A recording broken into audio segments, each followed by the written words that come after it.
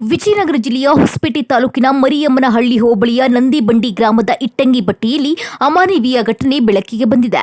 ಒಡಿಶಾ ಮೂಲದ 37 ಕಾರ್ಮಿಕರನ್ನ ಶೆಡ್ನಲ್ಲಿ ಇರಿಸಿಕೊಂಡು ಗುಲಾಮರಂತೆ ದುಡಿಸಿಕೊಳ್ಳಲಾಗುತ್ತಿತ್ತು ಎಂಬ ಆರೋಪ ಕೇಳಿಬಂದಿದೆ. ಇನ್ನು ಕಾರ್ಮಿಕರಿಗೆ ದಿನಗೂಲಿ ಬದಲು ವಾರಕ್ಕೆ ಕೇವಲ 500 ರೂಪಾಯಿ ನೀಡಲಾಗುತ್ತಿತ್ತು ಎನ್ನಲಾಗಿದೆ. ಪ್ರತಿ ಕುಟುಂಬಕ್ಕೂ ಮುಂಗಡವಾಗಿ 40,000 ರೂಪಾಯಿ ನೀಡಿ ಬಳಿಕ ಬಲವಂತದ ದುಡಿಮೆಗೆ ಒಳಪಡಿಸಲಾಗುತ್ತಿತ್ತು ಎಂಬ ಗಂಭೀರ ಆರೋಪ ಕೇಳಿಬಂದಿದೆ. ಇದೇ ವೇಳೆ ಬೆಳಗಾವಿಯ ಸ್ಪಂದನ ಸಂಘಟನೆಯ ಸದಸ್ಯ ಹೃದಯ ಜಿಲ್ಲಾಡಳಿತಕ್ಕೆ ಮಾಹಿತಿ ನೀಡಿದ ಹಿನ್ನೆಲೆ ತುರ್ತು ಕಾರ್ಯಾಚರಣೆ ಕೈಗೊಳ್ಳಲಾಗಿತ್ತು. ಜಿಲ್ಲಾಧಿಕಾರಿ ಕವಿತಾ ಎನ್ ಮುನ್ನಿಕೇರಿ ನೇತೃತ್ವದ ತಂಡ ಸ್ಥಳಕ್ಕೆ ದೌಡಾಯಿಸಿ 37 ಕಾರ್ಮಿಕರನ್ನ ರಕ್ಷಣೆ ಮಾಡಿದ್ದಾರೆ. ಈ ವೇಳೆ ರಕ್ಷಣೆಗೊಂಡ ಕಾರ್ಮಿಕರಿಗೆ ಆಹಾರ, ಅಗತ್ಯ ಸೌಲಭ್ಯ ಒದಗಿಸಿದ ಅಧಿಕಾರಿಗಳು ಬಳಿಕ ರೈಲು ಟಿಕೆಟ್ ವ್ಯವಸ್ಥೆ ಮಾಡಿ ಮಕ್ಕಳೊಂದಿಗೆ ಸುರಕ್ಷಿತವಾಗಿ ಒಡಿಶಾಗೆ ಕಳುಹಿಸಿದ್ರು. ಇನ್ನು ಈ ಪ್ರಕರಣ ಸಂಬಂಧ ಇಟ್ಟಂಗಿಬಟ್ಟಿ ಮಾಲೀಕರಾದ ಶ್ರೀನಿವಾಸ್, ಮಹದೇವರಾವ್ ಹಾಗೂ ವೆಂಕಟ ಪ್ರಸಾದ್ ವಿರುದ್ಧ ಎಫ್ಐಆರ್ ದಾಖಲಾಗಿದ್ದು ಪೊಲೀಸರು ಮುಂದಿನ ತನಿಖೆ ನಡೆಸುತ್ತಿದ್ದಾರೆ.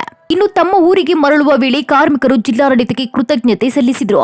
ಜಿಲ್ಲಾಧಿಕಾರಿ ಕವಿತಾ ಮನ್ನಿಕೇರಿ ಹಾಗೂ ಎಸಿ ವಿವೇಕಾನಂದ್ ಅವರ ಮಾನವೀಯ ಕಾರ್ಯಾಚರಣೆಗೆ ಸಾರ್ವಜನಿಕ ವಲಯದಲ್ಲಿ ಮೆಚ್ಚುಗೆ ವ್ಯಕ್ತವಾಗುತ್ತಿದೆ. ಒಟ್ಟಾರೆ ಕಾರ್ಮಿಕರ ಹೆಸರಿನಲ್ಲಿ ನಡೆಯುತ್ತಿದ್ದ ಅಮಾನವೀಯ ಶೋಷಣೆಯ ಮುಖವಾಡ ಇದೀಗ ಬಯಲಾಗಿದ್ದು ಆರೋಪಿಗಳ ವಿರುದ್ಧ ಕಠಿಣ ಕ್ರಮಕ್ಕೆ ಸಾರ್ವಜನಿಕರು ಆಗ್ರಹಿಸುತ್ತಿದ್ದಾರೆ.